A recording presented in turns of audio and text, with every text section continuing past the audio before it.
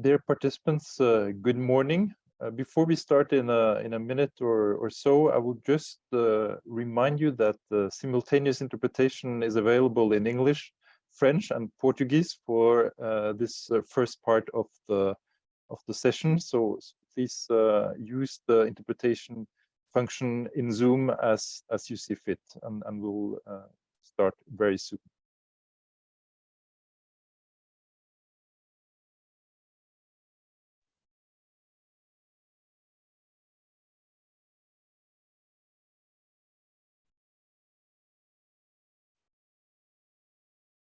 Yeah, I see that some people are still joining, but let's start now. It's my pleasure to welcome you to this second EHEA-Africa conversation on academic recognition. And while the first conversation back in April had a more general perspective on academic recognition in the two regions, this second conversation will focus on recognition for lifelong learning. And the EHEA-Africa Conversations on Academic Recognition is organized by the Coordination Group on the Global Policy Dialogue of the European Higher Education Area, or what you may better know as the Bologna process. My name is Andreas Nildal. I'm working at UNESCO in Paris, France, where I'm in charge of the Secretariat of the Global Recognition Convention, as well as UNESCO's co-secretariat of the Joint Council of Europe and UNESCO Lisbon Recognition Convention for Europe. And as you may know, UNESCO also has a regional convention on recognition of studies, certificates, diplomas, degrees, and other academic qualifications in higher education in the African states, better known as the Addis Ababa Convention.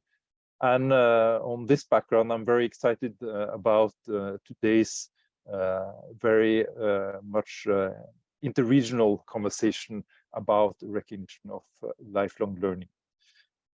Today's focus is recognition for lifelong learning. And the objective of the session is to allow stakeholders and experts from the European higher education area, Africa, and neighboring regions to informally exchange views, experiences, and good practices on key issues such as the recognition of prior learning, recognition of learning acquired through non-formal learning, including digital settings, the case of migrants, refugees, and displaced persons, and as well as innovative approaches to recognition, such as micro-credentials.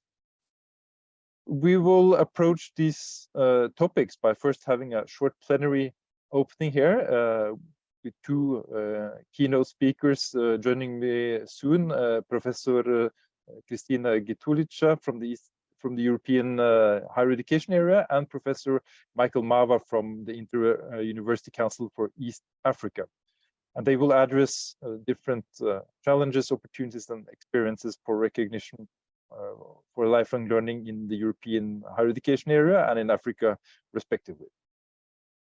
Then we will break into thematic parallel sessions. And please notice these breakout sessions will be divided by language.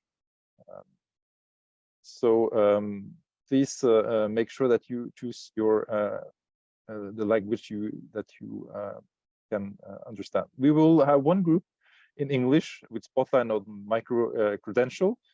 The French group will focus on recognition and validation of non-formal learning, while the Portuguese language group will concentrate on digitalization perspective for recognition and lifelong learning. And after about 45 minutes in the breakout groups, we will come back to the plenary to share the main takeaways from the groups before returning to our keynote speakers for their comments on the takeaways from the group, and also take some questions and comments from the chat before wrapping up then close to 1 p.m. So it is now my pleasure to introduce our two keynote speakers, Professors Gitulica and Mava. Kristina Gitulica is professor of chemical engineering at the Polytechnica University of Bucharest in Romania, with an academic career of more than 25 years long. Professor Giturica is also General Manager of the Romanian Agency for Quality Assurance in Higher Education since 2022. She's a member of the Bologna follow-up group on behalf of the Romanian Ministry of National Education since 2012. And since 2019, she's also the Vice President of the European Association for Quality Assurance in Higher Education, known as ENQA. Professor Michael Mawa is the head of the Quality Assurance and Qualifications Framework Unit at the Inter-University Council for East Africa. He has long experience in quality assurance in higher education, as he has previously served as the Director of Quality Assurance at the Nkumba University in Uganda. He's the founding president of the Ugandan University's Quality Assurance Forum and founding president of the East African Higher Education Quality Assurance Network, EHEA-Africa. I would now like to start our first plenary part of our conversation with a very open and general question to our two keynote speakers about recognition of lifelong learning in Europe and Africa, respectively. What is the state of the art for recognition of learning achievements for different lifelong learning purposes in your region? What actions and initiatives have been taken in this respect in the past 10 or 20 years? And what are the main challenges we see now? And let's start with Kristina Giturica. Please, the floor is yours. Thank you very much, Andreas, both for introducing the session, but also for the very kind presentation, for the invitation to take part in this dialogue. I have to admit that I'm more used to dialogue within the European higher education area with colleagues sharing the same background in higher education. So for me, it will be indeed a very interesting workshop. If I may, I will start by just very briefly introducing the European higher education area. I'm sure that many of you have information on that, but maybe not everyone. The European higher education area have been founded in 2010 as a voluntary cooperation framework, and I think this is very important to underline. And there is only one legal binding document in force, which is the Lisbon Recognition Convention. Currently, we have 49 countries as members, out of which 2 are suspended for the moment, and also the European Commission. And that means policies and reforms are agreed at this level, at the European level, together with stakeholder organizations, and we have 8 such institutions as consultative members, and also some partners. And in this way, the policies and reform thus developed are reaching higher education institutions all over Europe, and that's quite an impressive number, as we speak about 4,000 institutions in which 38 or more than 38 million students are studying. Well, this is possible through quite an important amount of work. As in the last 23 years, there were 11 ministerial conferences. There is also a forum destined to the dialogue with countries from across the board, across the globe, and there was such 5 Bologna policy forums.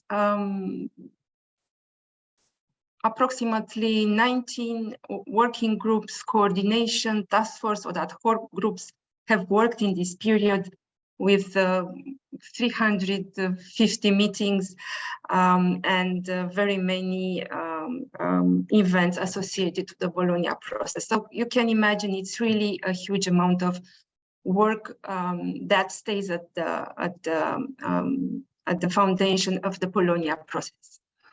As I said, policies are developed at this level, but then for each ministerial conference, we need to see where we are. So the implementation of the different reforms are assessed through the so-called Bologna process implementation report, which on one hand gives the status of implementation, but also gives an idea of in which areas we should focus in the future. Lifelong learning, to get into the subject, it's one of the areas of reform quite challenging, and we will see why I'm saying that. Even though it is here from the beginning of the process in 2001, when ministers underlined the need for a lifelong perspective on education. Also, that was the subject of dialogue with countries from across the globe, as it was included in 2009 in the first Bologna Policy Forum statement. So we have started in 2001, but in 2009, it was acknowledged the process of recognition as a basis for developing successful policies in lifelong learning. And on that time, it was mentioned that procedures for recognition of prior learning should be in place, and that should be developed based on the learning outcomes. As a consequence, in 2012, a working group have started, and by 2015, a strategy for the development of the social dimension and lifelong learning in the European higher education area was approved. And that strategy also refers to expanding lifelong learning opportunities, also to the development of flexible and transparent progression routes, but also to clear mechanisms for the recognition of prior learning based on the learning outcomes approach. Well, getting to the present, we are now in the framework developed by the Rome Communique in 2020, and here there is again important focus on lifelong learning. That refers both to develop flexible and open learning paths, but also smaller units of learning. And here, this should be first of all defined, then developed, implemented, and recognized by the higher education institutions. And this should happen based on the European higher education area tools. As an annex to the communique, there were approved principles and guidelines to strengthen the social dimension of higher education. And two of the principles are referring to lifelong learning and flexibility. So again, the ideas which were underlined in the communique. Well, let's see how this should happen. And here again, we should remember of the tools that there are in place, and this should not go straight to the recognition, but in the way those learning programs are being developed. So in order to be able to recognize, you need to look how you actually put those programs in place. And here in the Bologna process, we have both transparency tools, and I'm referring to the diploma supplement and the European credit transfer and accumulation system, the well-known ECTS, but also to the key commitments which are at the backbone of the Bologna process. And these are the 3-cycle system. And we have the overarching framework of qualifications, which is in place since 2005. And it's important to say that this is defined by the learning outcomes of programs at the 3 levels and also on the ECTS. Of course, for the lifelong learning programs, these are not exactly a part of the 3-cycle systems, but they can be defined of one of these 3 levels, and we should still keep the principles, which are the learning outcomes and the ECTS. Also, the implementation of the standards and guidelines for quality assurance which sure have in view the development of quality education, but also is an enabling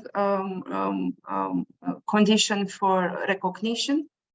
And the implementation of the Lisbon Recognition Convention and the automatic recognition, which is part of the European higher education area.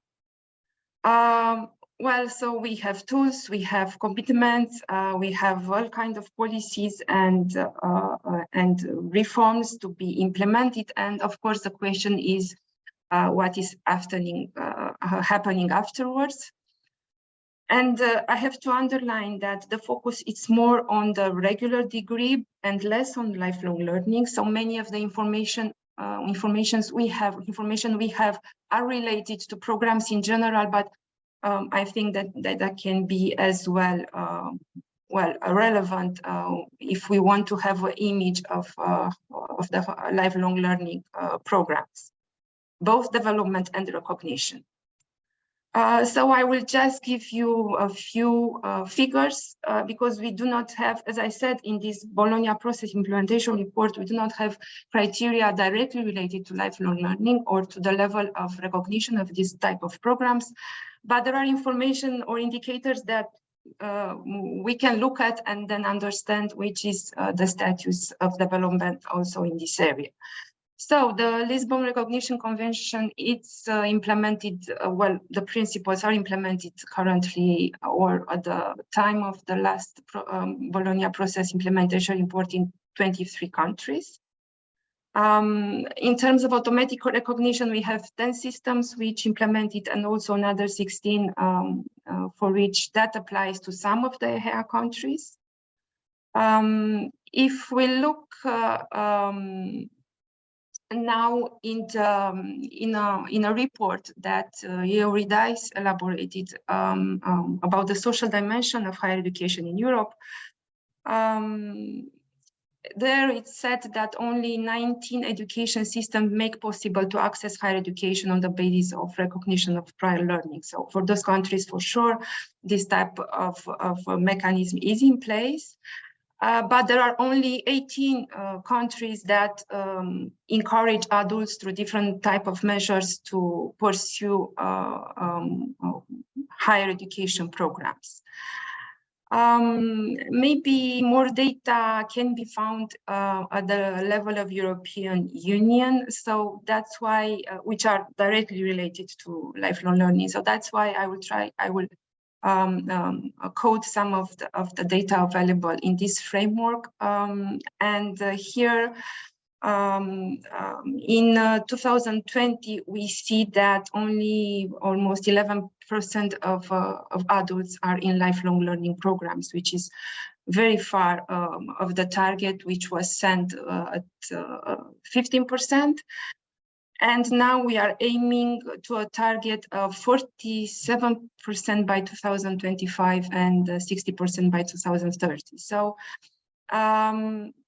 there are challenges, first of all, in elaborating and implementing such programs, and then the tools that we have in place for regular programs can very well be adapted and used for the recognition of lifelong learning provisions. So that will be for the moment what I wanted to say. Well, thank you, Christina. This was a very useful introduction, I think, to the progress in Europe, and especially with regard to policies. We see that we're still struggling a bit with implementation. But when we will come back to that later also. So let's turn to Professor Michael Mawa for the African perspective, or especially from with the focus on East Africa, which is your specialty. This is your region. So please, Michael, the floor is yours.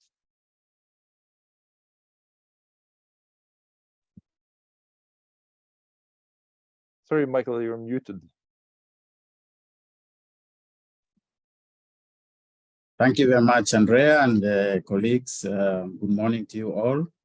I am honored today to present an African perspective on the academic recognition of for lifelong learning in this particular conversation.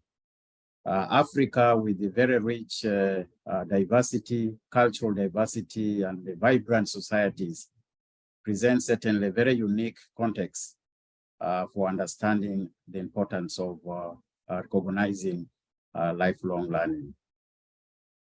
In this conversation, I would like to highlight just a few key areas, the policy developments within the African continent, and some of the tools and institutions that have been promoting recognition for lifelong learning.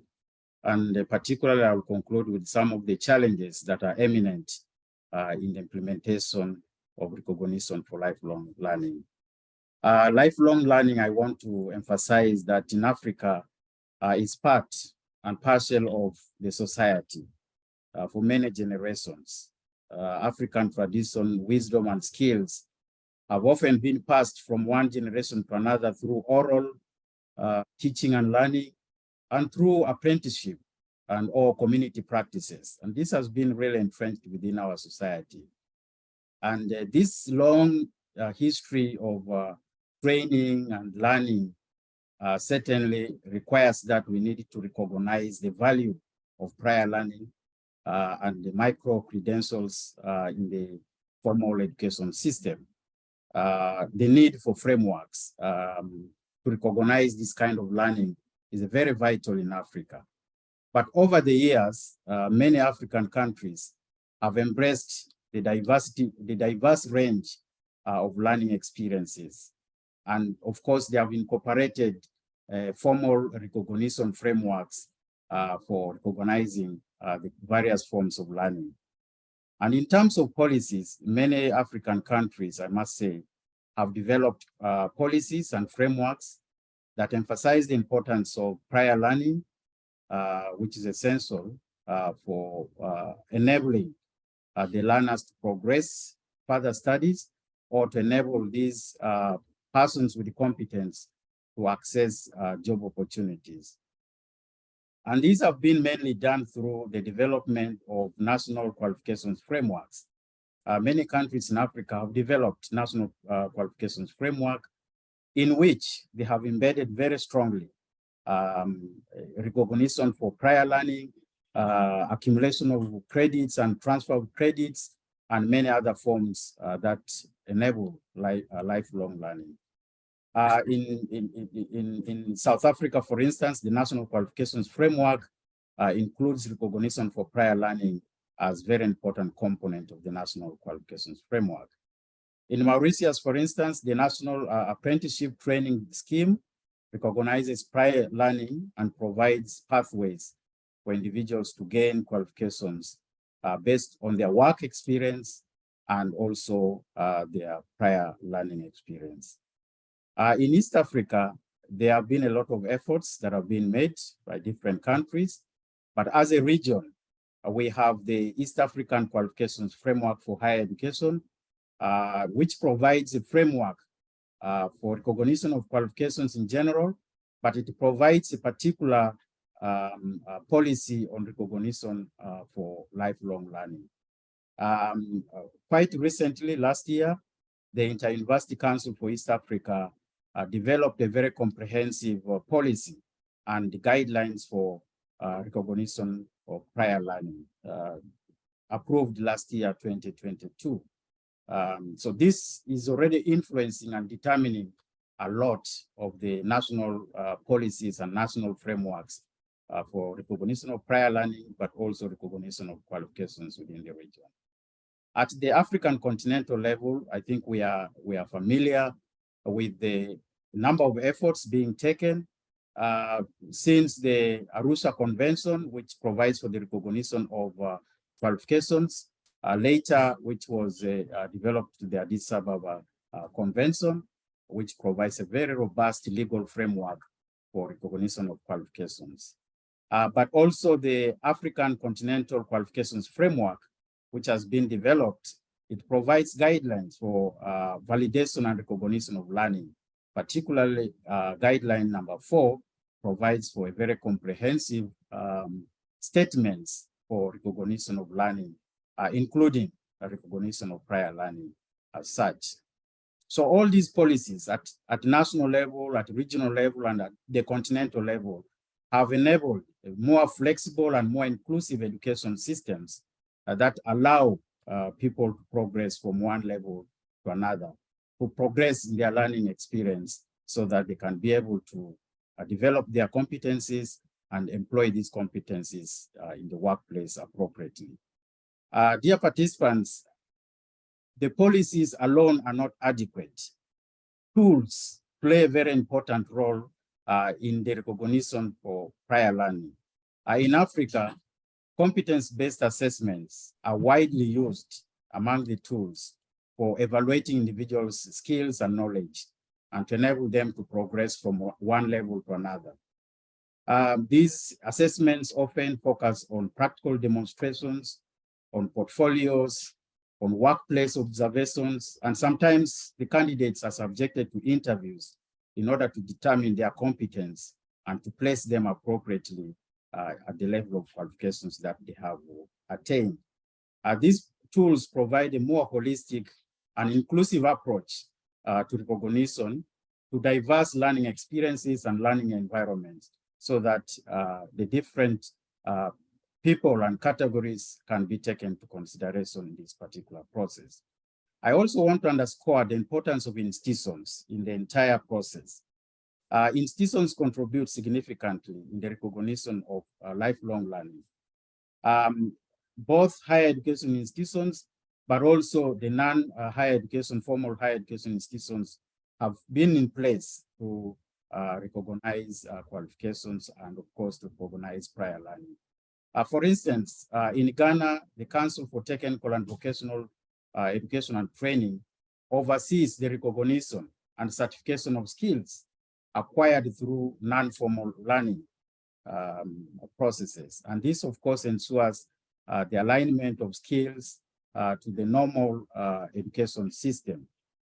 In Uganda, for instance, the Directorate for Industrial Training has been certifying individuals who have acquired skills, knowledge through other prior forms of learning.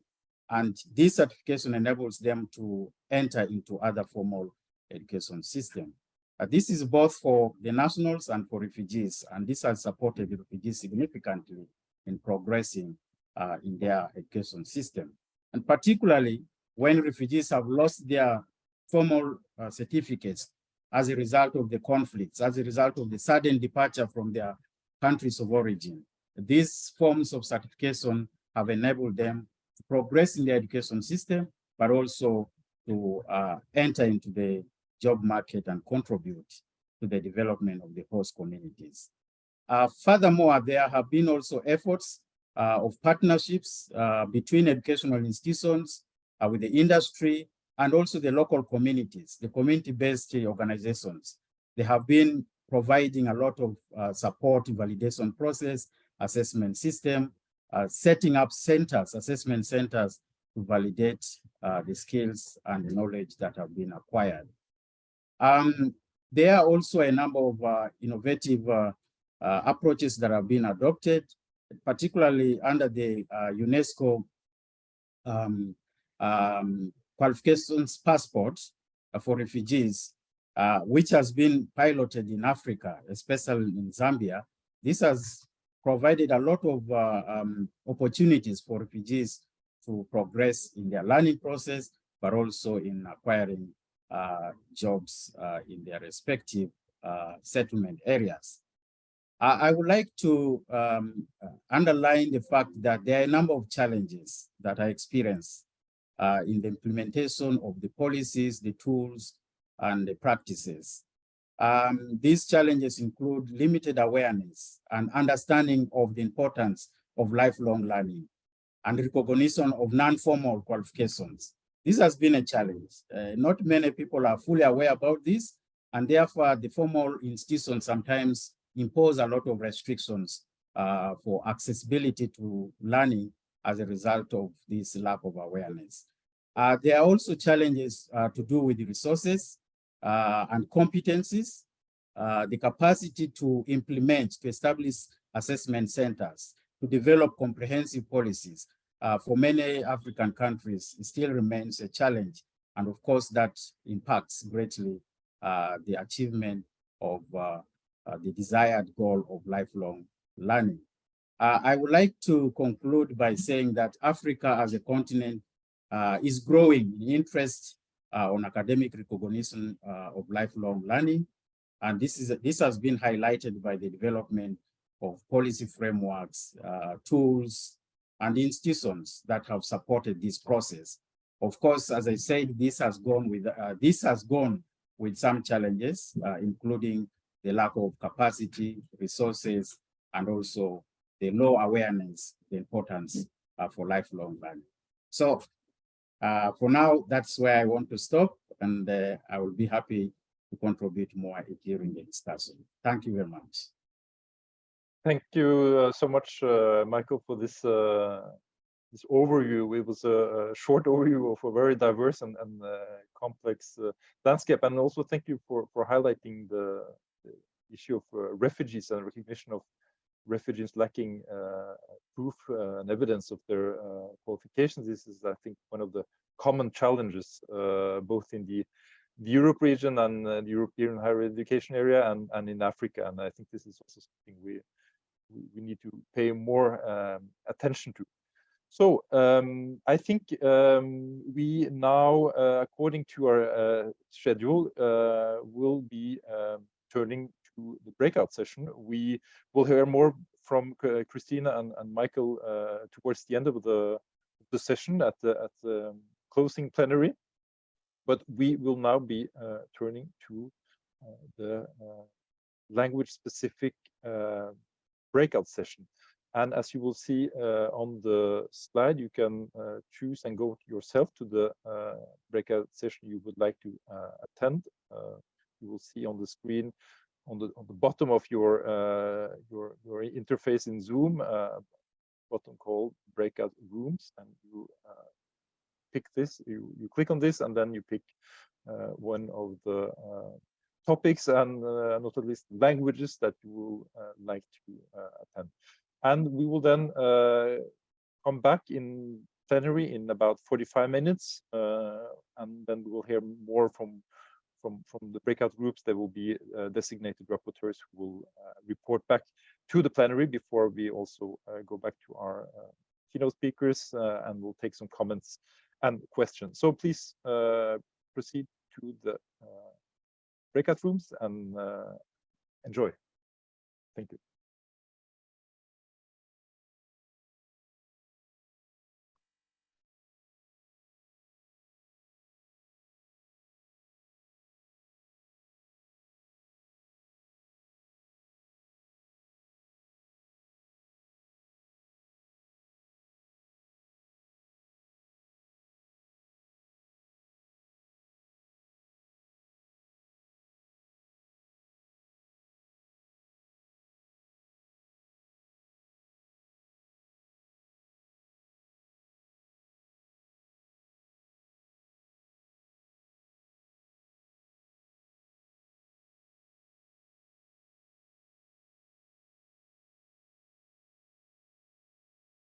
Okay, perhaps I can already start by introducing myself. Hello and good morning, and warm greetings from sunny Brussels in Belgium.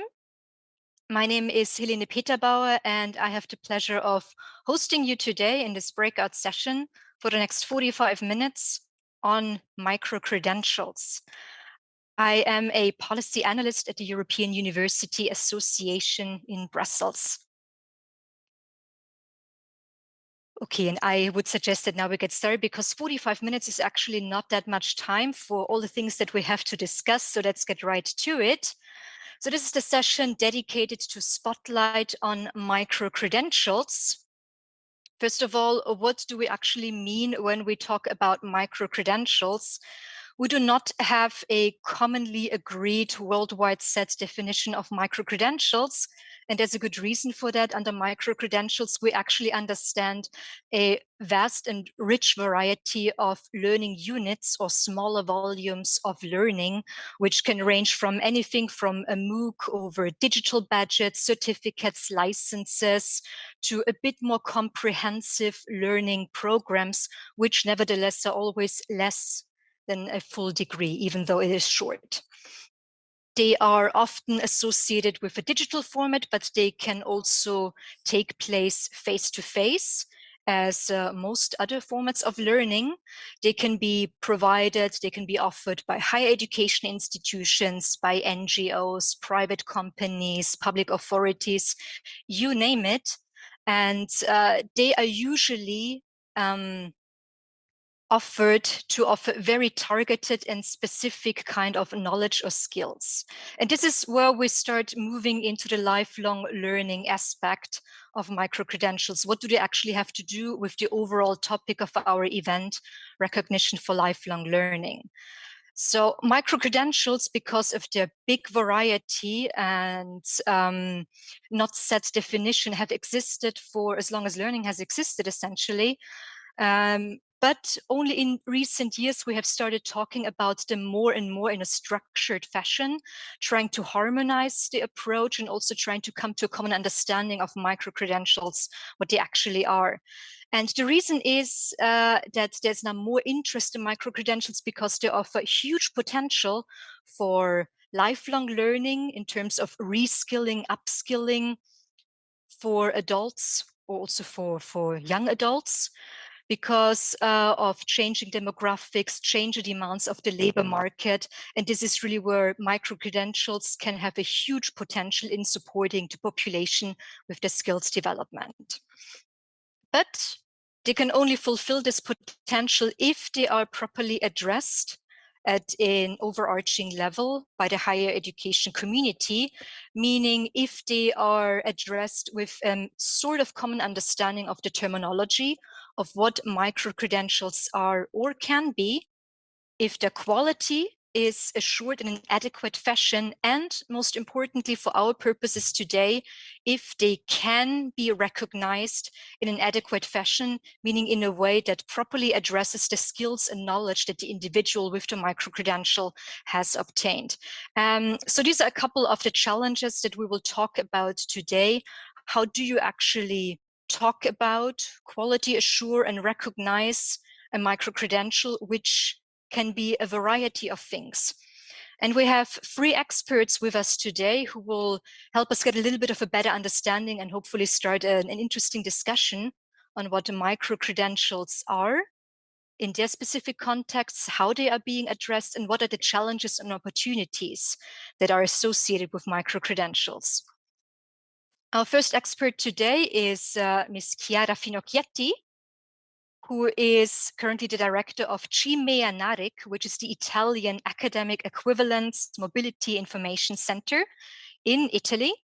And she is currently also the vice president of the ENIC Bureau. ENIC stands for European Network of Information Centers, meaning on recognition matters. She is thus truly an expert in the evaluation of foreign qualifications and international higher education systems.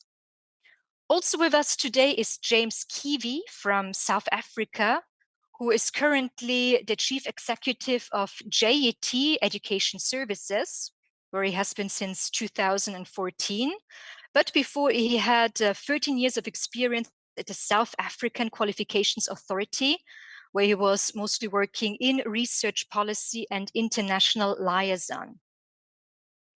And finally, our third speaker for today, joining us from Uganda, is Ms. Irene Estemutuzu, who is currently the vice chair of the Interoperable Learner Records Work Group of the Learning Technology Standards Committee of the IEEE Standards Association. IEEE stands for Institute of Electrical and Electronics Engineers. Irene is also the head of business growth and PR of Diwala, which offers a digital platform for the issuance and verification of digital credentials, or just credentials for individuals and businesses. And she is also currently an educator at Makerere University in Uganda. And with this introduction, I would like to invite Chiara Finocchietti, our first speaker, to the floor. I will now invite our 3 speakers to consecutively give very short presentations about the state of play of microcredentials in their specific context. For you, the audience, if you have any questions, please do not hesitate to use the chat and write your questions in them. We will then do our best to address all of your questions and comments. Chiara, are you with us? Yes, sure. Thanks, Helene. Thanks a lot for this introduction, and good morning, everybody, also from my side. I will very much build on the very interesting introduction that Cristina Kitulidze already gave in the opening plenary. So I will briefly present, let's say, the state of play of microcredential from a European perspective. So let's say to set the common ground of the work we are doing. The main reference is the Rome Ministerial Communique, the communique that the ministers in charge of higher education in the higher education area signed at the end of their ministerial conference, the last ministerial conference that was in 2020, hosted by Italy. And in the communique that set the priorities and the next step for the years to come, the ministers pointed the attention on the need to work on flexible and open learning path and on the student-centered learning. Those are the 2 keywords, if we want, flexible and open learning path and student-centered learning. And this means, more precisely, they ask to we can say the Bologna community, to the BFUG and to the European higher education area to work to verify how and to what extent these smaller, flexible units, including those leading to microcredential, can be defined, developed, and implemented and recognized, and here is the point of our discussion today, by our institution using EHEA tools. To follow up, to, in a sense, answer to the request of the ministers, a big discussion, many conversations has been developed in the EHEA, in the European higher education area. One of these conversations was around the Microball project, that was a European Union funded project in the framework of the EHEA, of the European higher education area. And the goal of the Microball project was to investigate if and how Bologna tools are applicable to microcredential. The main result, I mean, the project had a lot of results, but the main result is the common framework for microcredential in the European higher education area. Here you can see a kind of snapshot, in a sense, of the index of the table of contents of the common framework. And in one word, the answer is yes, Bologna tools are applicable to microcredential. Of course, there are some challenges, and we will discuss this later. Another significant step was the European Council recommendation on a European approach to microcredential for lifelong learning and employability. So we are really in the core of the today discussion. And this, the discussion in working on the Council recommendation in the 27 European member states was very much hand in hand with the Microball project. And what's next? Next steps, future plans. The work is still ongoing in all the, there are conversations ongoing at national level, institutional level, intergovernmental level, and of course also in the EHEA, all the groups of the Bologna process are working. What I can share is that there will be soon, actually as a follow-up of the Microball project, all the 3 TPGs on quality assurance, recognition and qualification framework and DCTS are working on microcredential. They will produce their outcome. They are doing substantial work on this, and there will be also a common guidance for higher education institution with the key insight of the 3 groups that will be available in the next autumn. So that's all from my side to, let's say, set the scene a little bit, and I give back the floor to Helene. Yes, thank you very much, Chiara. for this introduction. I remind the audience, if you have any questions, whether it's questions of understanding, if something was not entirely clear, or if you would like to start a discussion, maybe something a little bit challenging, please do not hesitate to write your questions directly in the chat and we will pick them up after the presentations. Meanwhile, I would like to thank Chiara again and hand over to our next speaker for this session, with James Keavy. James, would you like to present us micro-credentials in your context? Sure, Helen. Thanks for the introduction and happy to be with you. Good morning and good afternoon to everybody. I think what I'm going to try and do, Helen, is maybe talk from a more of a macro level around some of the concepts and see if we can challenge people a little bit around their thinking on micro-credentials. We've just finished some work with the ILO and UNICEF that'll be out in the next couple of weeks. And so let me talk to that a little bit. So the first comment or the challenge I would want to put to the audience is, are we clear on what we mean with micro-credentials? So Helen, you introduced us very well around this point. But I think we often make a mistake as a global community and we get stuck on the micro part. So surely smaller pieces of learning are important and easy to understand. But there's a reason we don't talk about micro qualifications and talk about micro credentials. For me, the shift that I see happening internationally is around our understanding of qualifications that are changing. And so micro-credentials are an interesting proxy for this debate that's happening internationally. But actually, I think we need to get our heads around the changing nature of qualifications. Credential is a much broader term. A driver license is a credential.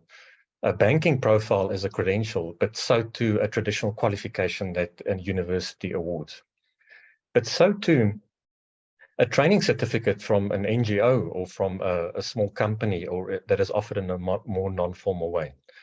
So my challenge to us as a panel and perhaps to the audience today is let's think about credentials differently, not only get fixated on the micro part. These credentials are more digital. You mentioned it, Helene. They're also more seamless, but they're also more interdisciplinary. So my take is that the classic OECD definitions, formal, non-formal, and informal learning are becoming obsolete. If we use learning outcomes to describe all these credentials and we used a common nomenclature and a common taxonomy, then we've got a seamless system in which we operate.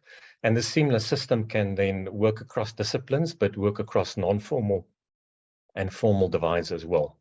So as an introduction, I would leave the audience with a challenge around the concept of a credential.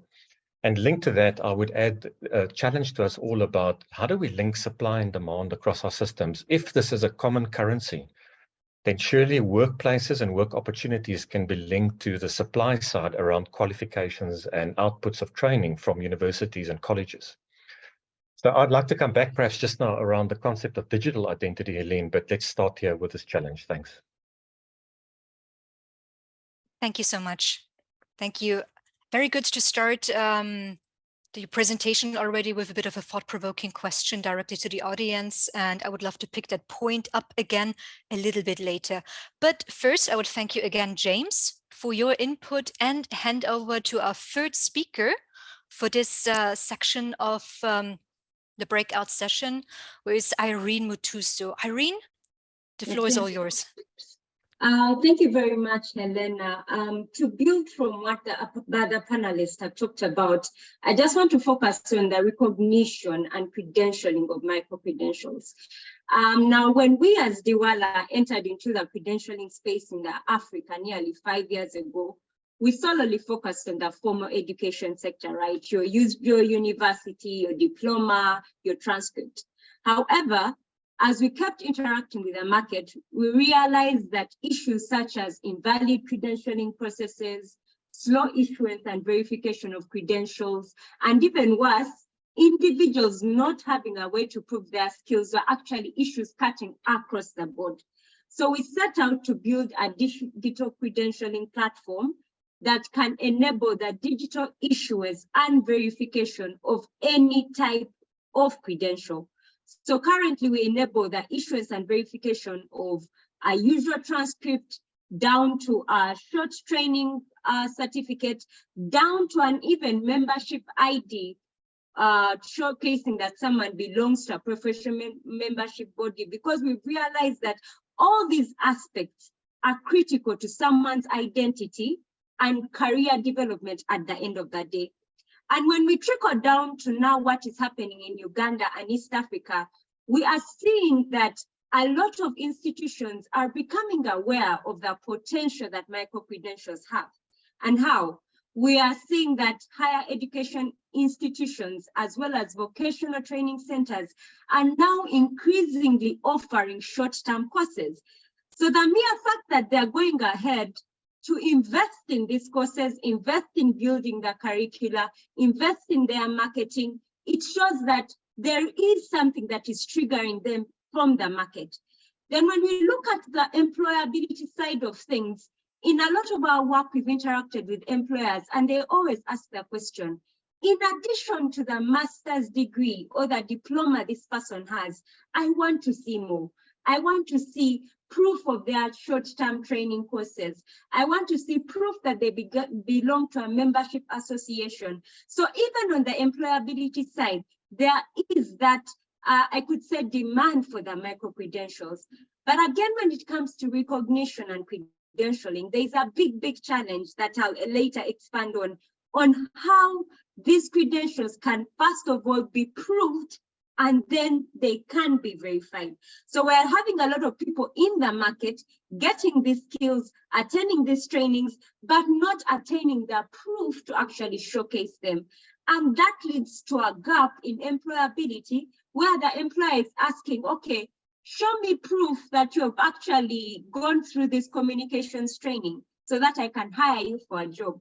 And the employer is asking, how can I be able to verify these skills this person has gained from these micro-credentials? And how can I also do this verification fast? And this is where we as digital credentialing platforms come in. Yeah.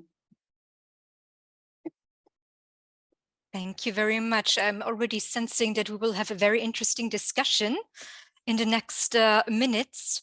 So if I now may ask James and Chiara to the virtual floor to join us for a little discussion, and the audience, please always feel invited to write your questions, comments, whatever comes to your mind and goes through your head into the chat. So it is not just us here talking, but so we also hear from you.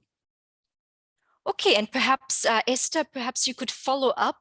You and James and also Chiara, you already moved the focus of the discussion a little bit further away from the micro, the credentials, more towards the skills. So what is actually contained in the package? What are actually the skills that are needed, and how can individuals be helped to showcase these skills and this knowledge that they've obtained? And I think this is also a very important point for the higher education institutions. So just as a little reminder for the audience mostly, we are in this event and in this session focusing on micro-credentials offered and recognized by higher education institutions, but micro-credentials can naturally be offered by many other players, ranging from private companies over adult learning centers, NGOs, etc., which can sometimes cause a challenge, but it's still, it requires then the need for universities to think about what to do with micro-credentials, how to be part of the mix that offers these micro-credentials, but also how to recognize them when they are faced with people who have these micro-credentials to be recognized and maybe would like to build on them with their further learning. So focusing a little bit on higher education institutions, Irene, sorry. If you could perhaps reflect a little bit on what opportunities micro-credentials offer to higher education institutions, for example, to sharpen their strategic profile in the whole skills debate and in the offer for learners. Okay, thank you very much. That's a very key question, because if higher education institutions are to embrace the concept of micro-credentials, they have to see the value out of them, right? And I think that for me, there are three main things that these micro-credentials can offer to the strategic importance of higher education institutions. First, they provide higher education institutions with a flexibility both to themselves as well as to their learners to offer shorter programs. Now, you find that a lot of the people that go in for these micro-credentials are working class people, right? And as you may know, you are a mother, you're married, you have an 8 to 5. Of course, the higher education institution you're more likely to go for is one that offers you that sort of flexibility around how you can learn. One that gives you the ability to learn at different hours, one that gives you the ability to learn online, one that gives you the ability to get that credential in a short-term period without taking 3, 4, 5 years. So a higher education institution that offers this kind of flexibility is likely to, first of all, capture a bigger and wider market, which offers marketing for them and a bigger strategy around the flexibility of learning to their market base. Then two, it also allows higher education institutions to be more agile to meet the ever-changing needs of the market. Now, if these needs are to be inculcated in the long-term diploma or the long-term degree, usually there are processes that have to be followed. There has to be a couple of months where the degree program is reviewed, then proposals are made, then it's taken to an approval body to approve the newly improved degree program, which takes a lot of time. And with technology, as I believe we have all seen how AI is running quite fast, something has the capability of changing within 3 weeks. And higher education institutions no longer have the luxury of waiting months to be able to revamp a degree program to have what I could call the agile skills that are needed for the market.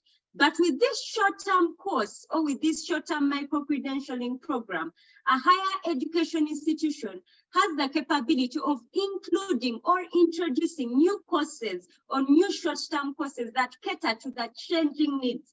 I've seen a couple of universities actually go ahead and create programs depending on the new change, on the new type of technology that there is. Today there is blockchain.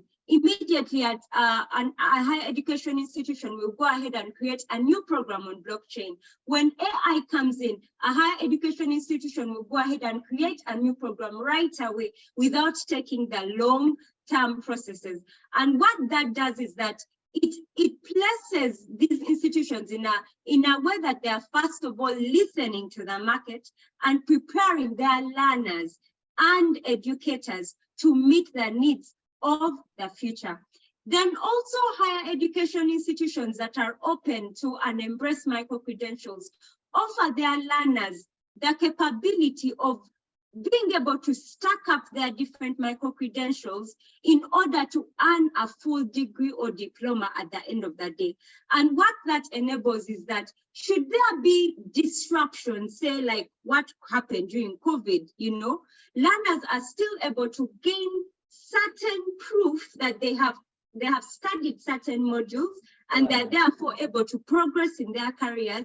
And at the end of the day, they do not have to necessarily go back to the beginning of the program to be able to finish their degree program, but they can finish it in a modular way, in a more flexible way that also encourages long-term planning and long-term learning. So I believe with this, higher education institutions are able to place themselves as forward-looking, forward-moving, and at the end of the day, agile enough to always meet the changing needs of the market. Thank you very much. Thank you very much, Irene. I also see that you sparked a question in the chat, but if this is okay with everybody, I would suggest to first continue a little bit the discussion with the speakers before we address the questions. But Irene Barbero, I've taken note of your question and will be addressed later on. In the meantime, I would like to ask James, if you could perhaps reflect a little bit more on what you said about informal and non-formal learning and the potential of micro-credentials for these types of learning. How can micro-credentials support the recognition of competences that were acquired through learning that did not take place in the typical formal setting. Could you tell us a little bit more about that? Happy to explore, Helene. I think as a global community, we're struggling with this. But there's something about learning outcomes that's important here, because learning outcomes describe knowledge, skills, competencies, values. We can have many different domains, but knowledge, skills, and competencies are the three that are used mostly. So the thing is, whether I'm involved in non-formal learning or formal learning, I still acquire skills, knowledge, and competencies. And so if I use a common nomenclature, a common language, then it starts not mattering so much where and how I acquired the knowledge, skills, and competencies. The issue, of course, is around the certification, because our systems are geared to certify the formal. So my view is, if we can have a more comprehensive ecosystem view of learning, then the certification also, of course, needs to change, and the quality assurance as well with that. So the challenge for us at the moment is perhaps not so much the seamless nature of learning, but it's the tools we have to quality assure, the tools we have to certify. And I think here the digital transformation we see, in particularly around digital identity, is really important, because this helps us, this gives us new futuristic tools to think about how certification can be recognized, can be transferred, can be accumulated, and even stacked. So I think we're in an interesting kind of tipping point as a global community, and as universities, we must be careful not to be so stuck on our old ways of certifying and quality assuring, and try to see what the new forms of certification and quality assurance are that are starting to open up for us. Thank you very much, James. You already brought up a very good point, which is quality assurance, which is, I think, one of the potential challenges that are a bit associated with the recognition especially, but also with the offer of micro-credentials. And perhaps Chiara, could you perhaps reflect a little bit more on the challenges that we're currently seeing with micro-credentials? How are they being quality assured? How can you be sure of their quality, regardless of who offers them? And what does this all mean for recognition? And also, do you think we will see a likely increase in recognition requests for micro-credentials? And if so, what does this mean in terms of resourcing? So do you think that once we've overcome the challenges with quality assurance and adequate recognition processes, that there might be actually a little bit of an overload of recognition requests for micro-credentials? If you could reflect a little bit on that. Thanks, Helene. Yes, we still have many challenges, I would say, related to QA and recognition. But we are also trying to see some solutions. At the end of the discussion of the Microball project, for instance, there was consensus on the fact that the quality assurance approach should be more on the provider. So let's say on the institutional approach. Now I'm speaking from the higher education perspective. So I'm not referring to non-formal providers or other providers. But there was consensus that this QA approach should be on the institution, because it will be too burdensome to do this on each single pieces of learning. And the second point of consensus was that in this sense, the provider, the institution, should be responsible for the quality of the learning they are offering. And the third element, of course, and here is the link also with recognition, is accessible and transparent information. Let's say the possibility to have a clear, accessible, up-to-date and transparent information is key to support recognition. To support recognition of all qualification, if you want to, I would like to follow up on also on what James said. This is key for all credentials, I would say, but in higher education, both for degrees, but also for smaller credential. Actually, I would say for smaller credential, it's even more important, because exactly for what you said, Helene, because I cannot, I mean, if I still need some time to verify the authenticity of a degree, if I have to investigate the quality, let's say the accreditation of the institution for a full degree of 3 years, I'm not sure that each admission officers in one higher education institution is willing to do so for 2 credits or 5 credits, or simply is not willing, but has not possibility to do this, and the institution has not enough resources.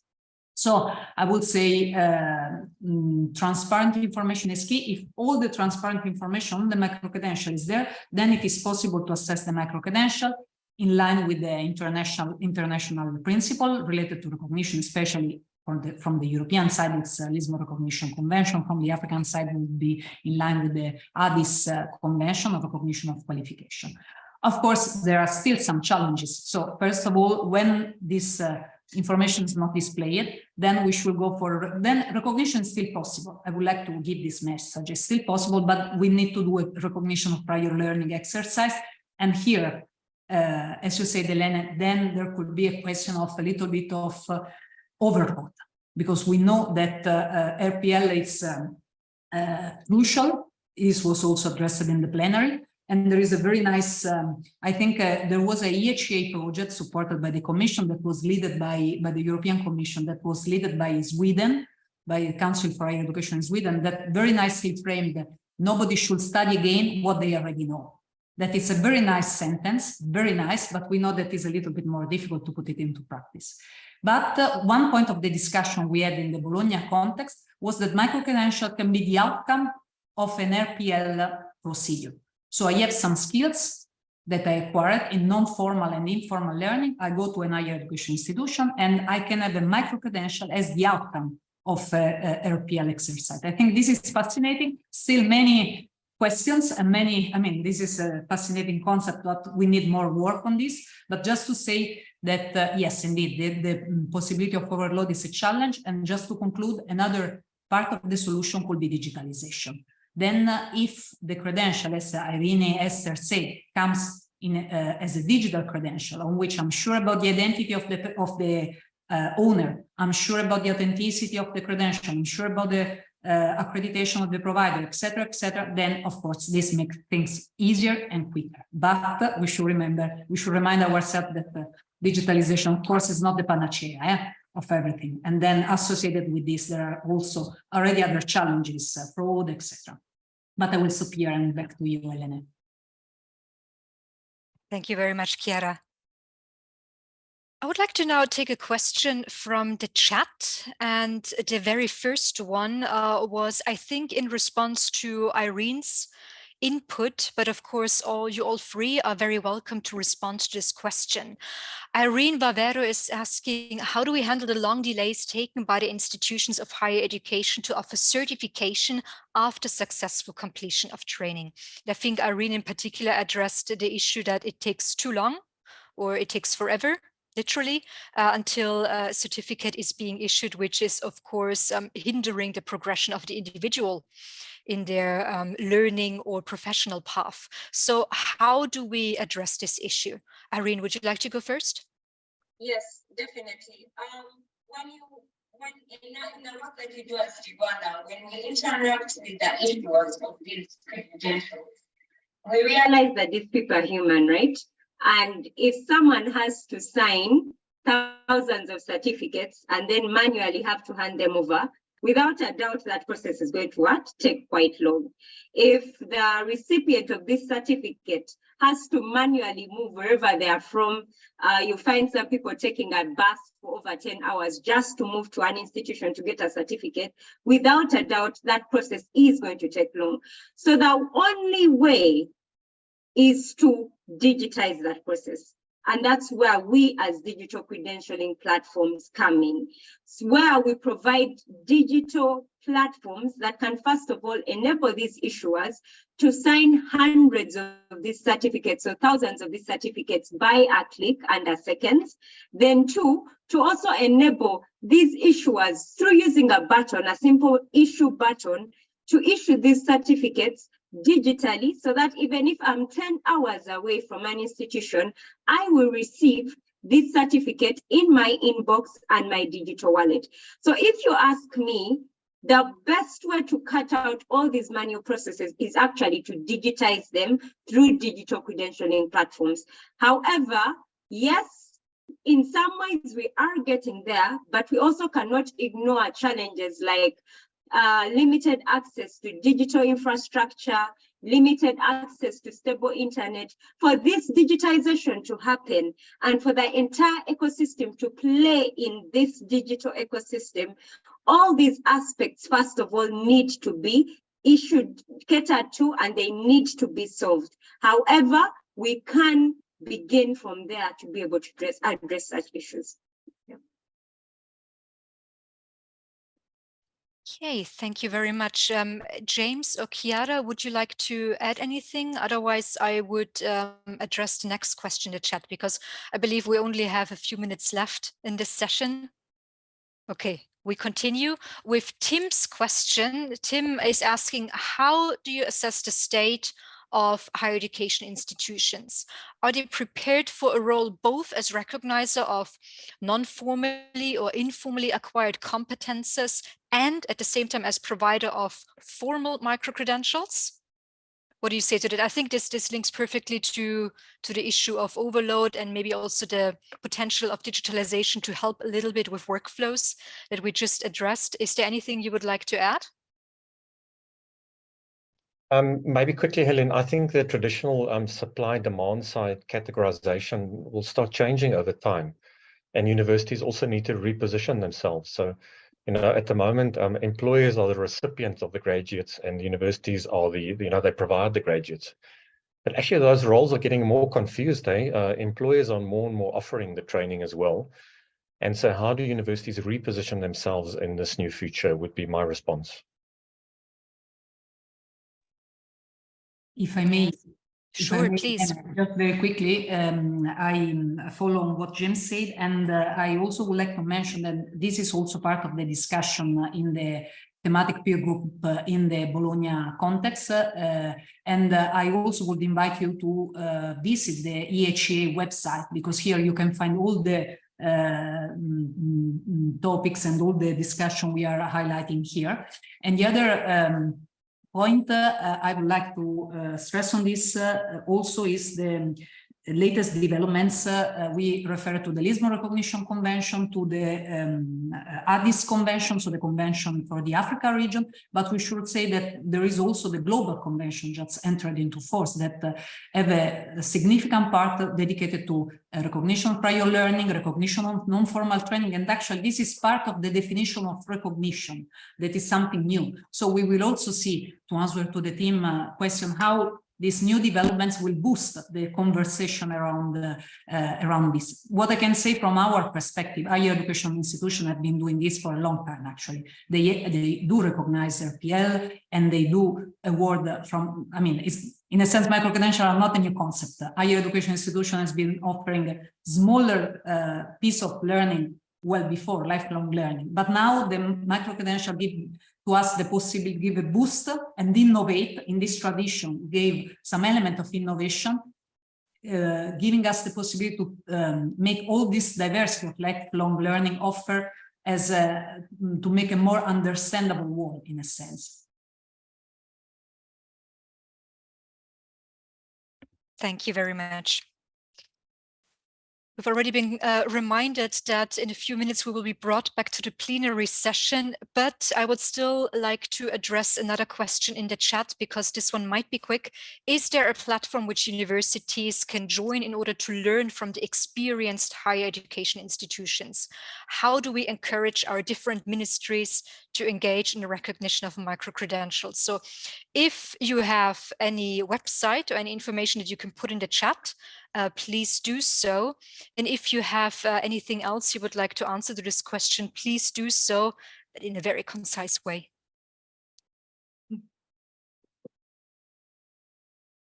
Irene, would you like to start? Yes? Yes. I think for starters, higher education institutions need to have recognition in the different bodies that build qualifications framework. Mr. Ma in the keynote talked about the East African body. There's also the African Qualifications Framework Body, the Pan-African Quality Assurance and Accreditation Framework Body. All these bodies, one, they are in their frameworks talking about micro-credentials. They are in their frameworks talking about frameworks around them and how they can best be implemented and catered to in the education system. And the key for where education institutions can start to get this information and also interact with like-minded individuals is by actually being part of these bodies. So if there's anyone on that call that represents an education institutions, please do look out for these bodies and subscribe to them to be able to get information and interact with other parties in this section. Yeah. Thank you very much. So we have about 1 minute left and we will probably, oh no, 2 minutes left. Okay, so I can still offer a few final words to James and Chiara, if you would like to add anything. I'll be quick, Helene. My parting shot would be that we must be careful not to deepen inequality. A lot of the things we talk about here today are accessible only to the privileged. And so let's have a citizen focus and let's look at those disadvantaged that cannot access many of the things that we talk about and make sure that we develop them in that way. Thank you for the opportunity. Thank you. Indeed, this is a very good point. There is digital poverty, learning, no matter in which form, is not always accessible to everybody, and neither is the credentialization. Chiara, any final words? Final cooperation. I will just pick up from this point that exchange of practices is indeed essential. Higher education institutions are at the forefront of innovation.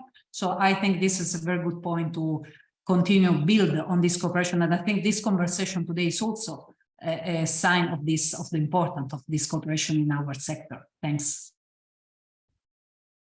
Okay, thank you very much. Thank you also to the audience for your questions. I'm very sorry that we were not able to address them all, but I still hope that you learned a couple of new concepts and ideas, and perhaps also got something from the discussion that we had. I at least did, and I'm looking forward to reporting back what we discussed in this session.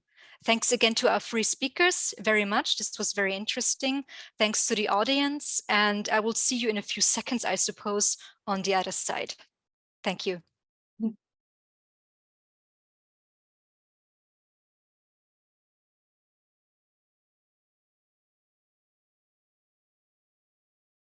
For those who have joined the plenary room, we're still waiting for a few still a few participants to join us from the breakout rooms.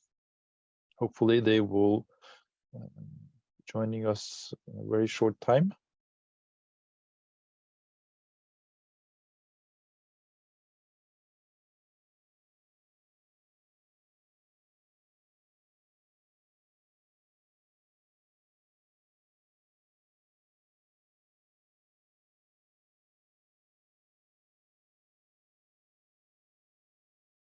Now all are back. Yes, breakout rooms are now closed, and I see that we are like around 110 participants here in the plenary room. So then I think I can welcome you back to the plenary. I hope you all had a good and enriching learning experience in the breakaway rooms. I was touring a bit the different rooms, and it was a pleasure hearing you all speaking in the different languages, also reminding us that languages connects us across the regions here. So that was also an interesting experience for me. Returning to the plenary, we are going to start with a few reports from the primary reports from the breakaway groups. Then we will return to keynote speakers for some discussion and questions. So I will start with the English-speaking breakout room. I will ask the rapporteur of the English session, Helen Peterbauer, to take the floor for approximately 5 minutes to report the key takeaways from the session, please. Yes, thank you, Andreas. We had quite an interesting discussion about micro-credentials and what the link with lifelong learning is, and of course, what they do mean in terms of challenges, but also opportunities for recognition.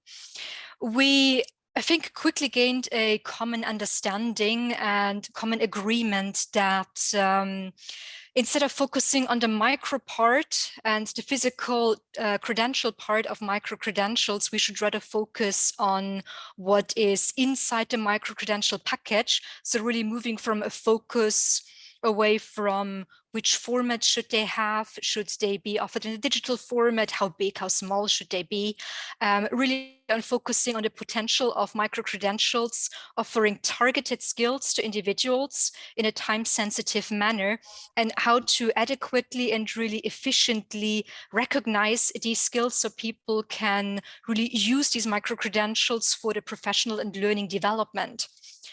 This, of course, also implies a need for higher education institutions on which we focus in our discussions as the providers, but also the recognizers of micro-credentials, to reorient themselves a little bit with regard to their position towards learners, towards society and within society. Meaning so far, and this was made clear very nicely by one of our speakers, James Kiwi, that so far universities have been and largely seen themselves as the providers of credentials, of skills, of knowledge, and the employment sector, for example, as the recipients of these credentials and skills and knowledge. But now with also non-higher education institutions offering micro-credentials with more recognition of prior learning emerging, there is now a bigger need for universities to flip the role a little bit, become more flexible, and also adopt a role as recipients of learning, meaning prior learning. Because if you focus with micro-credentials more on the skills, more on what's inside the package, what's inside the credential, you focus on skills, on learning outcomes, and this is really where lifelong learning and recognition of prior learning comes into the equation. This would then also help universities serve societies better and really fulfill their role within society.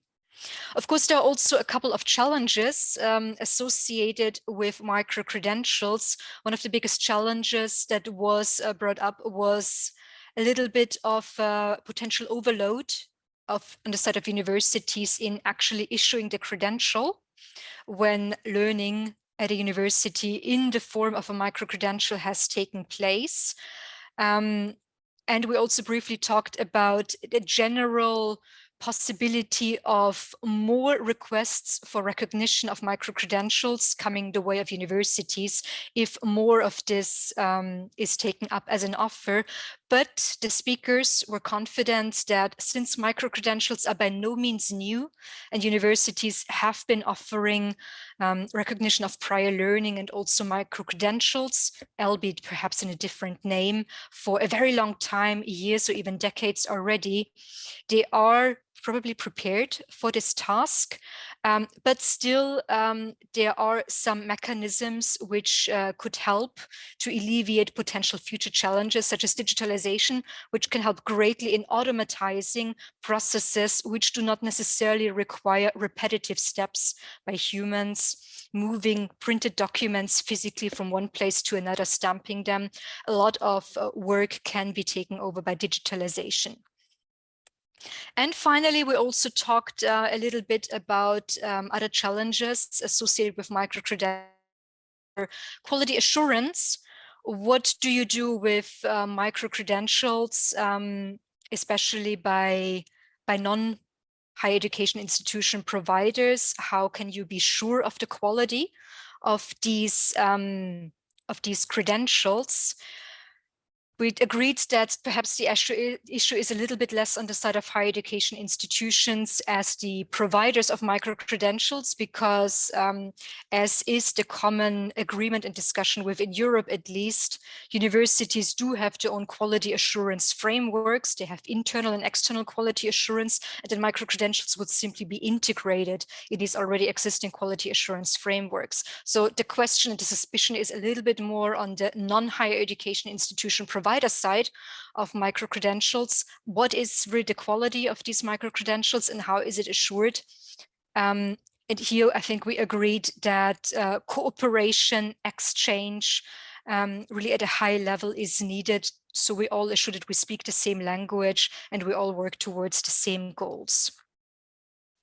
And I think this was basically the main points that we discussed. Anybody who was in my group, whether speaker or participant, please do feel free to add anything important that I might have missed in the chat. Otherwise, I will hand back over to you, Andreas. Yeah, I'm very glad you said in the chat, because if not, I think we could keep on for a very long time here. But thank you anyway. I got some messages saying that there were some issues with my sound. I took off my headset now. I hope you can hear me better. Please raise your hand if you cannot hear me. If not, it seems like it works well. We'll turn to the French session and the rapporteur, Mathieu Musquin. And just to remind all of you that there will be simultaneous interpretation also in this part of the plenary, so you can turn onto your language of preference. And Mathieu, if you prefer, vous pouvez aussi parler en français. Merci. Thank you very much. I'm very pleased to be able to speak in French. And do not hesitate if you have any further comments. I had a little technical issue and I lost all my notes just before moving on to the plenary session. So I'm very pleased to tell you the key points. It was animated by Michaela Martin. So I would like to thank her again for her excellent moderation. So we wanted to look at the how to set up the value of institutions that are non-formal. So she is an expert from the UNESCO on that matter. And she looked at the importance of lifelong learning within that framework. There were a number of initiatives such as EuroPass, and a number of recommendations from the member states that are then applied nationally depending on the needs. She also reminded us that Africa is really investing a lot in this, in Senegal, Morocco, for instance, for a while now. And she also emphasized the importance of planification on behalf of UNESCO, which is a lifelong learning initiative. It's about diversity of the practices from either part of the Mediterranean. There's a centralization of the toolkit of lifelong learning. So we're looking at whether it was in institutions or it was done more individually, but only a limited number of students sometimes have access to the required tools. And this is something that a question that we raised.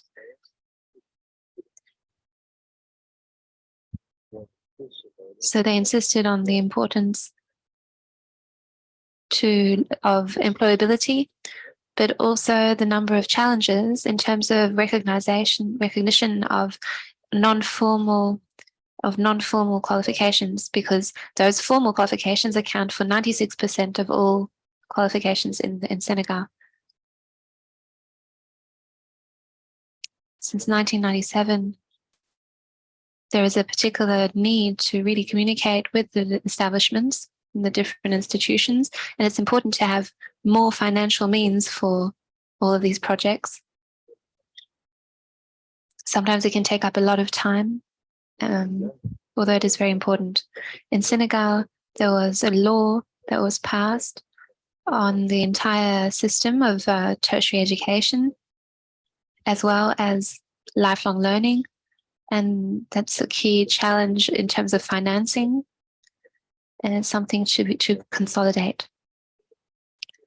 We also insisted on the importance of quality insurance and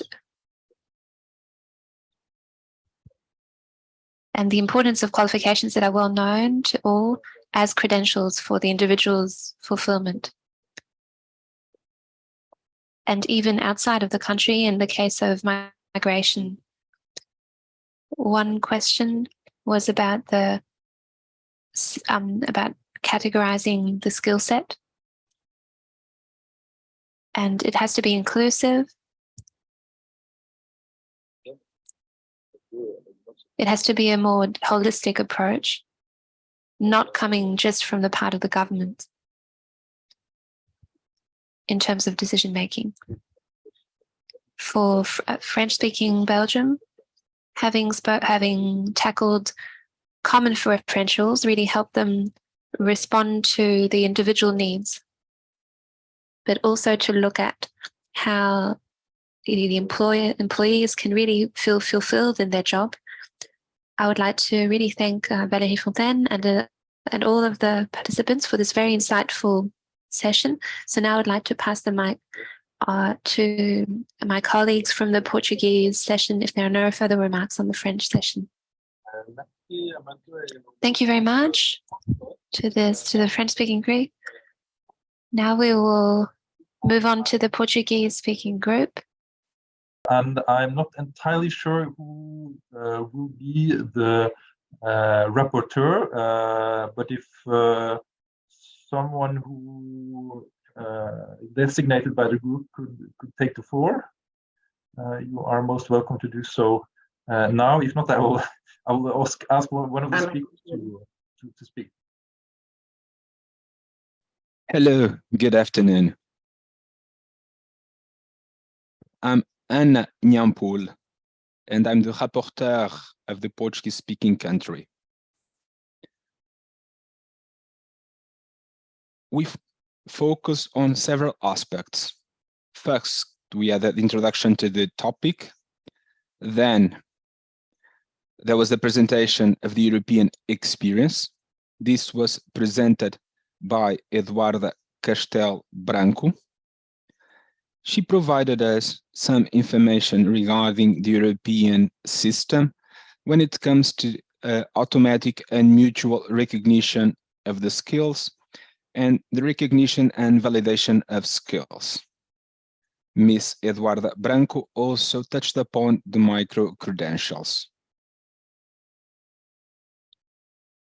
The recognition of lifelong learning is a rather complex issue, which entails a joint response that will involve different policies and different stakeholders, and it will also entail extensive research. Our ultimate goal is to ensure that we have transparent qualifications and skills that will be subject to a mutual recognition. There are some tools in place, including the credit accumulation and transfer system, the qualification frameworks.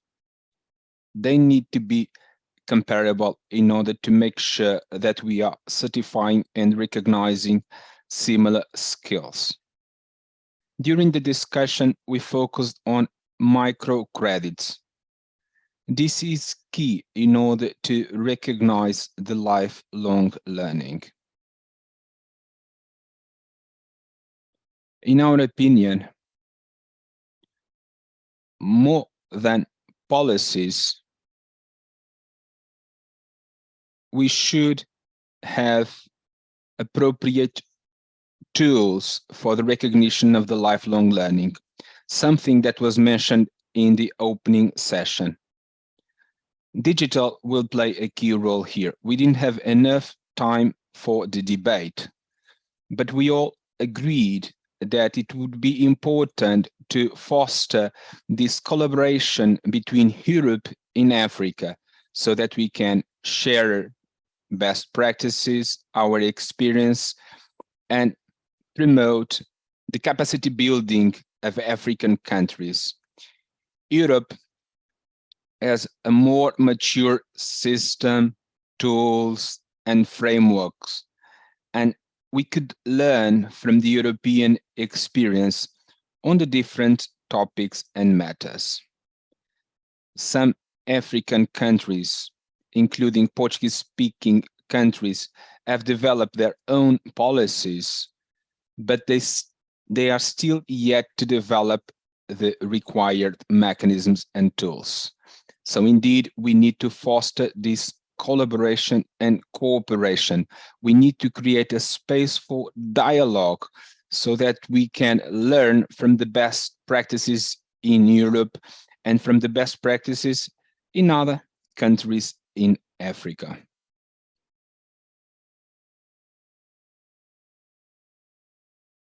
The mechanisms for the recognition of lifelong learning is key for the mobility of people, for the inclusion of people in the society, for the competitiveness, both in the labor market and in higher education.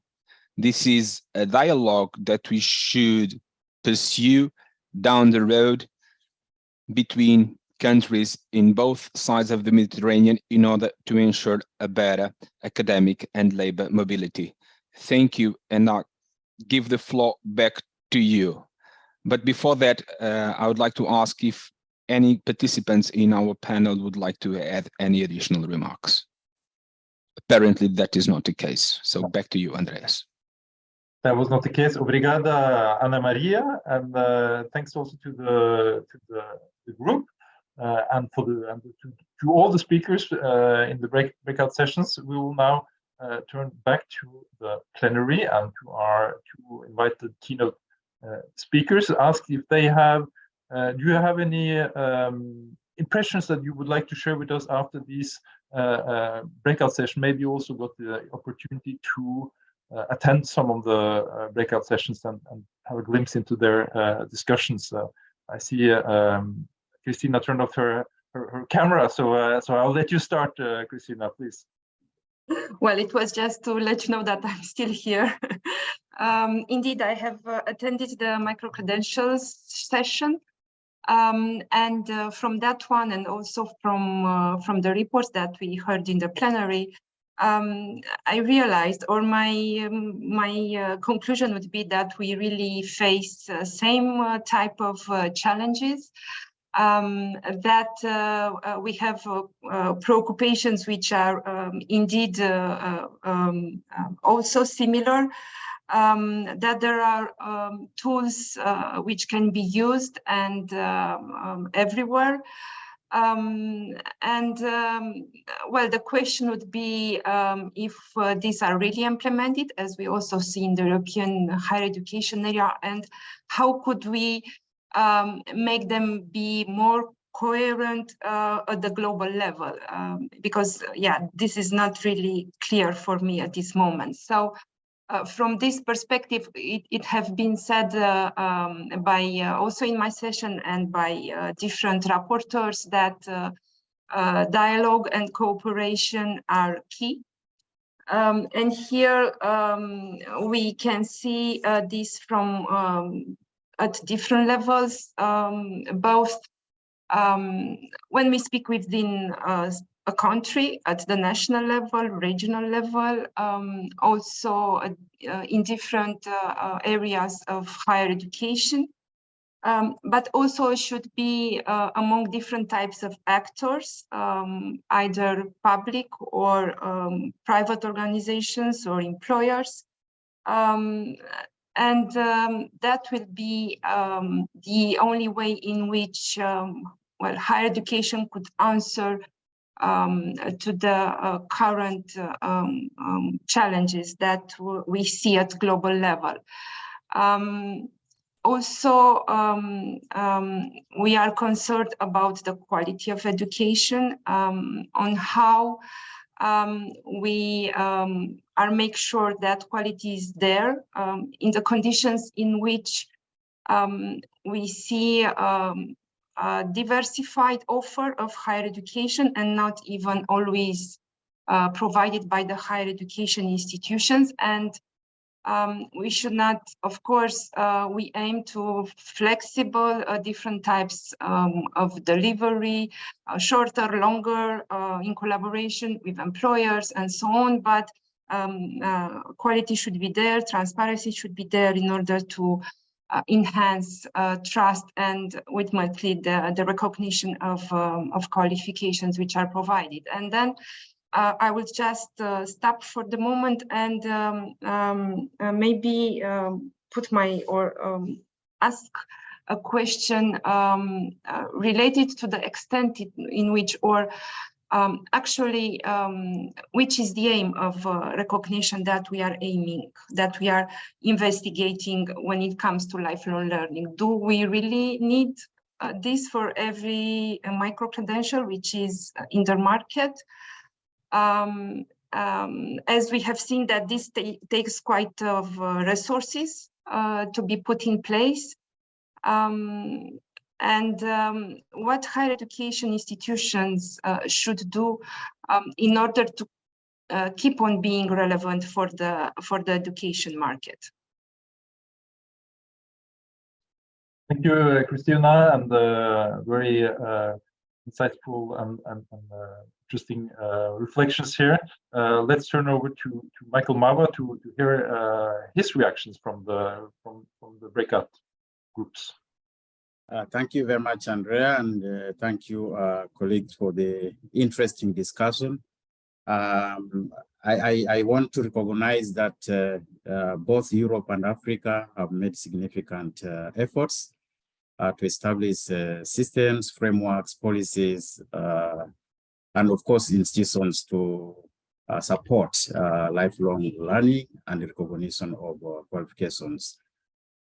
Within the African context, from the discussion, I noted quite a number of things that have been done, different countries, and particularly the issue of micro-credentials and the efforts of some of the actors to facilitate this process through digital credential platforms to allow easy accessibility for both the holders of the qualifications or holders of the credentials, but also other potential employers or learning institutions that would like to use these credentials to facilitate further opportunities. The issue of trust or lack of trust as a challenge is indeed very eminent, and one of the participants raised that as one of the challenges in recognition of academic qualifications and lifelong learning is the issue of trust. And this trust is built as a result of the lack of awareness, as I mentioned earlier on, but also as a result of lack of adequate quality assurance systems in some of our countries and some of our institutions. There's no system that can be trusted if it doesn't have a good, clear internal and as well as external quality assurance system. A system that enables all actors to see transparently that the system is credible, that the system is free of forgeries, that the system, is free of any other impediments that otherwise could affect the credibility of the system. So in my view, and as colleagues discussed in the group, the issue of quality assurance is very pertinent. Within the East African policy for recognition for prior learning and the guidelines, a lot of emphasis was put on quality assurance throughout the value chain, throughout the system, and throughout the roles and the key players in whatever they do, that of recognizing qualifications, of assessing those qualifications of competencies, they must ensure quality. And that for us has been very clear, and that was a very interesting debate and discussion of having a clear system, a clear process, clear mechanisms for ensuring quality in the recognition of learning. So that's one of the interesting things. And another interesting thing that came up during the discussion is the changing nature of understanding qualifications. James Kieve raised that issue, and it was quite interesting. And I think this is where the problem is. As long as we do not, as higher education institutions, understand that qualifications are changing, and therefore we need to adapt these changes and recognize them, and then we will always have this rigidity of admitting qualifying persons with the relevant credentials to access further studies or further education and develop their potentials more fully. Some institutions certainly have developed systems for allowing mature age entry, for instance, that recognizes prior learning and enable them to enter into the formal education system and progress. But many other institutions have not, and this is where the challenge comes in. I want to agree that cooperation and collaboration is very important in this field, that we need to share information. One of the means of collaboration is to share information and best practices across the globe. And Europe, having developed a system much earlier, we still have a lot to learn from the European system. And I'm glad to say that the East African policy and guidelines we are developed through the support of our European partners. I've seen Eduarda is in here, and she was a very key person in facilitating a better understanding as we developed our regional policies, and other colleagues who are here. I thank them also for that effort. So that collaboration is important for us to establish a system that will enable all, including our refugees and other displaced persons, to actually enjoy these opportunities and advance their career and advance their work opportunities. I thank you very much. Thank you, Michael, and also thank you for highlighting that there is actually also concrete collaboration going on, very fruitful results between the regions. And we're not only discussing things here in theory, but there are also things happening in practice in the field. So we'll turn to some questions. I see there are not an awful lot of questions in the chat, at least not that I'm seen yet, but there is still a time to post questions in the chat. But I thought I should start by asking a question from my side, because we've been speaking a lot about policies, about tools, about what we can do as government officials, as institutions, as organizations within the field of higher education. But what about the expectations and needs of the world of work? What are actually the needs for recognition that employers see? And I know that you are not specialists, neither of you, on this subject, but do you think that we're actually, by the current state of affairs, are we responding to the needs of the world of work when it comes to recognition of lifelong learning? Maybe I can start again with Christina. Indeed, we are not employers, so we can only, not really guess, but try to find from others which might be the needs of employers, and that should be also in the scope of higher education institutions. And it's a basic principle of quality assurance to involve stakeholders in developing study programs. So, personally, I'm quite skeptical about the interest of employers in recognizing different types of lifelong learning provisions or micro-credentials. And as arguments, I would think about the fact that often they prefer to develop different type of programs in-house and do not really turn to what is on the market or to higher education institutions. Also, we have seen that many of the skills based on which employers are hiring their personnel are not the professional traditional ones. And here we speak about skills like analytical thinking and creative thinking as well found to be the most important skills for workers in 2023 in a study by the World Economical Forum. Also, LinkedIn looked into that, and there are skills like management, communication, customer service, leadership, sales, and so on. So these are skills that higher education institutions might not traditionally offer or certify in any way. But then when we look at how do employers well hire their people, of course they would look in their resume, they will look in their intention letters or cover letters.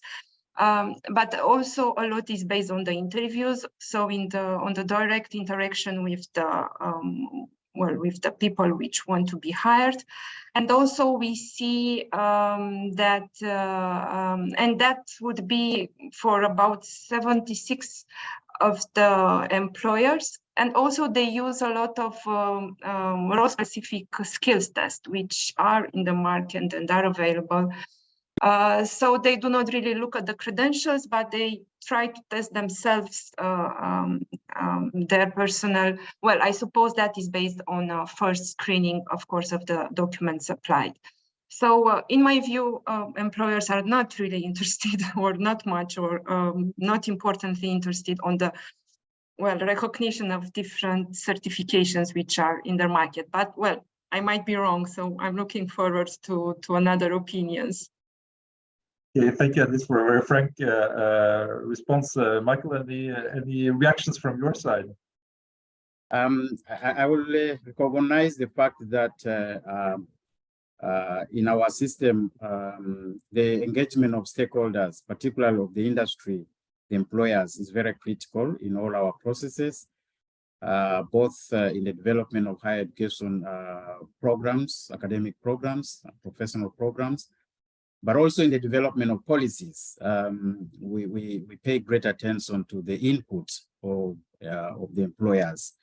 And increasingly, employers are beginning to define their expectations, the kind of qualifications, but beyond the qualifications, the kind of competencies that graduates at all levels, with whatever kind of certification are coming out from the higher education institutions, should demonstrate in the workplace. And this is increasingly making the role of the employers very critical in this conversation. When we are discussing and preparing the regional policy for recognition of prior learning, the sharing of experiences from the different East African countries showed clearly that employers are involved, for instance, in the assessment process, in the certification process, even in the interviewing of candidates who come with the potential competencies, and they would like these competencies to be certified. So employers are also playing a role in that particular process. And I think for us, this is very important, so that the voice of the employers, the potential employers of the graduates or of the people coming out with these credentials are able to have their view captured and to be able to participate more fully in this dialogue. So that's the perspective we have here. But certainly it's not sufficient. We need to engage them more and more, especially employers are now looking for beyond the theoretical classroom competencies and abilities and knowledges to even the soft skills, communication skills, ability for teamwork, and so on and so forth. So these competencies are becoming clearer, and higher education institutions and other testing centers are beginning to assess candidates on these competencies, so that employers may not be disappointed as such. Thank you. Thank you, Michael. There was also a comment on this in the chat from Ana Maria Nampule. It was in Portuguese, so I tried to translate it in Google Translate, and we'll see if it makes sense. She says, in addition to employer participation in program design, employers can also report on whether or not their expectations graduate performance are met. So I think that's also something to take with us. There was another recurring theme which was mentioned, that is the lack of awareness. How can we address this the best possible way? Maybe I can turn to Michael, because I think you also touched upon this. Thank you very much. The lack of awareness is really built on the fact that the different modes of learning and of acquiring competencies are new to many people and to many societies. So the element of rigidity is still there. It may not just be the lack of awareness, but also rigidity to acceptance to these changes. How do we address this awareness? And I think this kind of conversation, going beyond to a wider community of higher education practitioners, is important to increase awareness and to increase mutual trust in the credentials that come out of these learning experiences. So we need to increase on the conversations, the dialogues across the board with the different stakeholders, so that we can be able to collectively contribute to this noble cause of organizing qualifications. Thank you. Thank you. Any reactions from your side, Christian, when it comes to the lack of awareness? Well, I really agree with Professor Mao when he's saying that it maybe is not really only a lack of awareness. And well, I would say that this is kind of difficult to believe when we look at the European higher education area level, since we speak about lifelong learning at EHEA level, at the European Union level since 20 years. So for sure, the concept is there. There are a lot of efforts which are being done, projects by different organizations, community of practices, seminars, conferences, so it's all around. But in a way, it's not working, or not at the extent that we would like to. So maybe that needs a little more time. Higher education institutions also, well, of course, in a way, stick to their traditional role of, well, providing regular degrees, being involved in research a lot.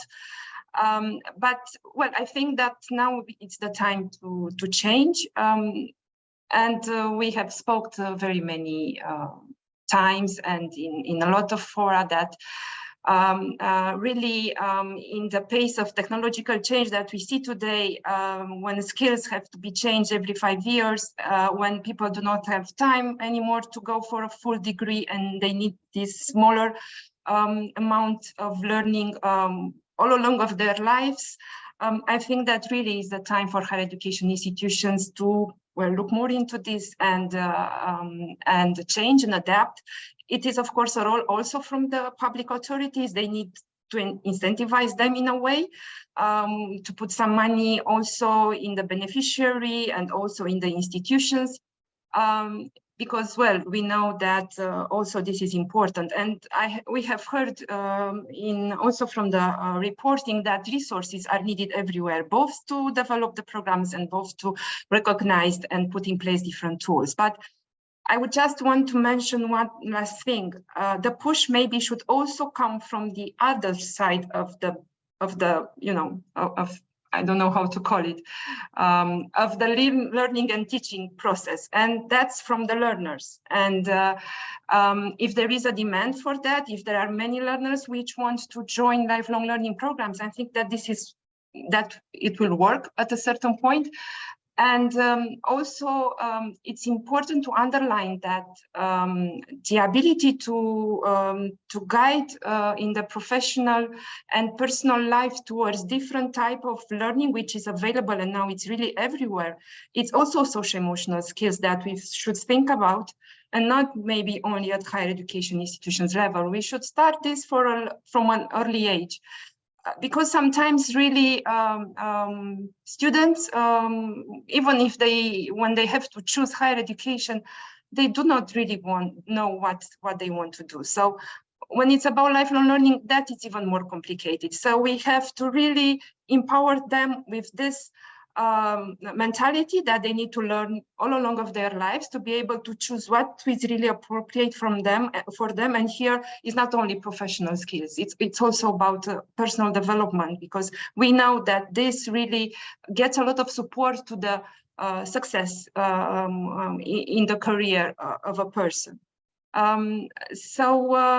Yeah, well, it's about also culture and education assets that are being built starting from kindergarten and until someone, well, is retiring and even afterwards. Yes, indeed. And hopefully also our conversation today will be at least a small contribution to awareness raising on the importance of recognition of lifelong learning and lifelong learning in general. Time is running out, and as usually happens during these kind of webinars, the chat is very lively at the end of the webinar, and I encourage all to at least have a look on the chat. There are some good examples being posted there, a lot of links and a lot of comments appearing now. So please take a minute to have a look in the chat. We won't be able to address any more questions, but I would like to thank you all for participating here today, especially to our keynote speakers, Professor Kristina Gutulica and Professor Michael Mava. Also want to thank the moderators and the rapporteurs of the breakout sessions for their job here today, and also the invited speakers to the breakout sessions. I think this was has been a very fruitful conversation, and it has worked as intended. There will be more conversations in this series. I don't think there will be any more conversations before the summer, but most certainly in the fall. We will come back to the topic for the next conversation. We will review this session and then see if there are any issues or topics that we should deepen our interest in. And there will also be a short feedback poll at the end of the meeting. The Zoom window will automatically open when the meeting ends, and then you can express your opinion. So without much further ado, I wish you a good afternoon and see you again soon. Thank you so much.